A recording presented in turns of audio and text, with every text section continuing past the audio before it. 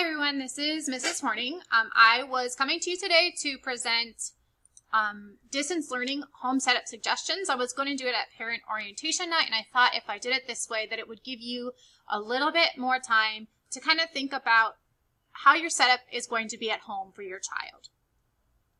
So the first thing you need to determine is you need to pick a spot. Where are they going to work each day?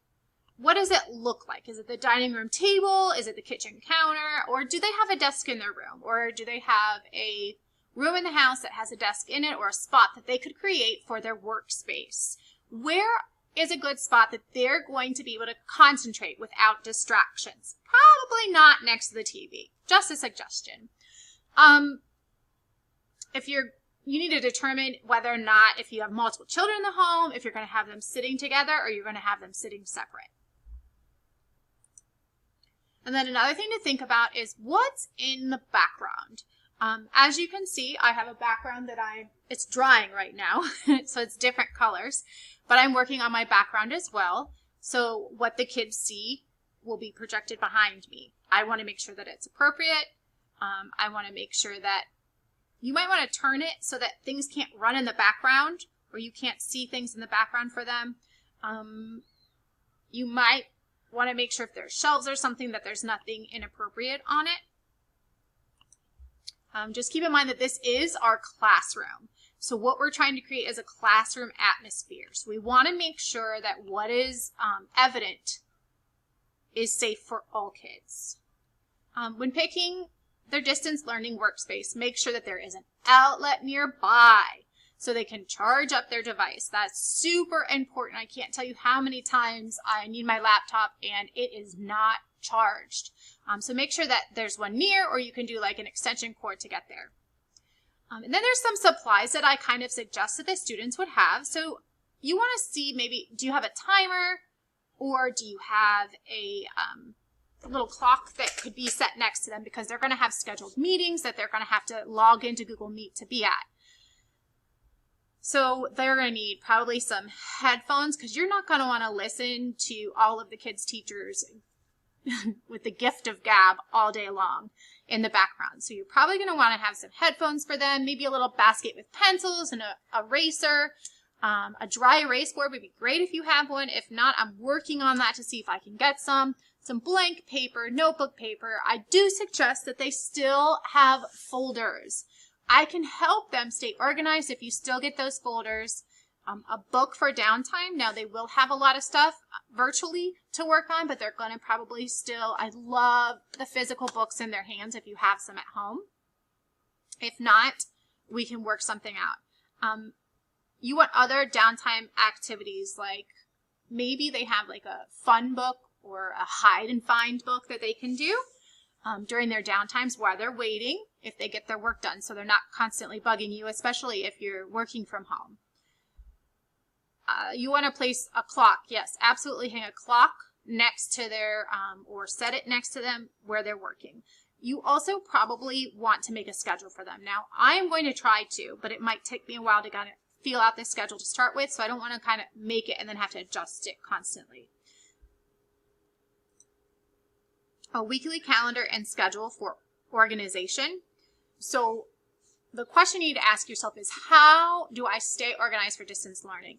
It's hard for me, and I'm a pretty organized person. So it's going to require a lot more organization on your students' part. When they're here, I say leave out your red folder so I can check and make sure that it's in there. I can't physically make them do it at home. So it's going to be on your we're going to have to be a team here on helping teach them how to be organized, to prevent them from losing things so they don't have to do it again. Maybe print a calendar of when items are due. I will definitely send some reminders. I'm not going to post a calendar for that. There's plenty of free ones online that you can do. You don't have to do anything for that.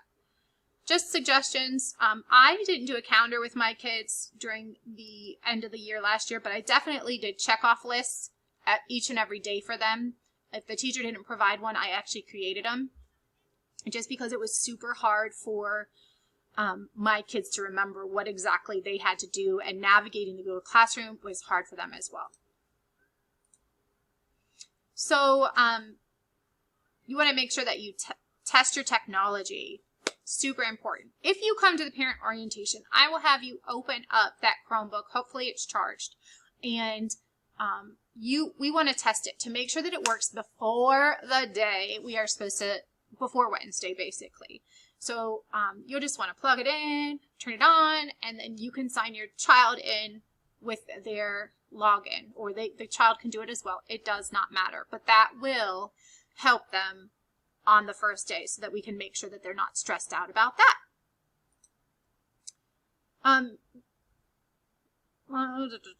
Oh, you may want to plan a time. And this is what I did at the end of the day with my kids. I think I did it at lunch and at the end of the day when I didn't have classroom time at the end of the year. You might want to plan a time to check in with your students. There, that's better. You can see it all. Sorry. To make sure that they are staying on task. You can check and see like what assignments that I gave them to make sure that they're staying focused and not, I don't know, not getting on the computer and playing Roblox or whatever other games that they like to go on, or going on YouTube.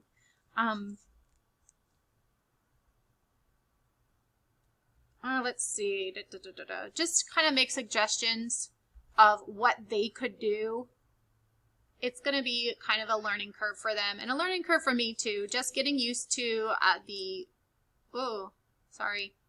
just getting used to what everybody is going to have to do each day. So just check in with your kids and make sure everything's going okay, or if they have any questions.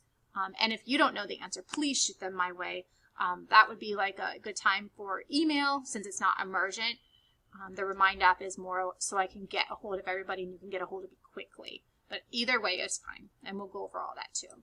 So we want to set some expectations during virtual meetings, and you'll need to set what yours are at home too. So what do you expect them to do at home?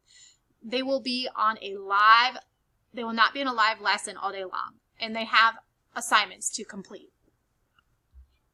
So how do you want them to complete this? Do you want them to complete it throughout the day, like a school schedule, or would you like them to complete it like from, I don't know, 7 o'clock, you have to have all your assignments done. Whatever the assignments are, have them done.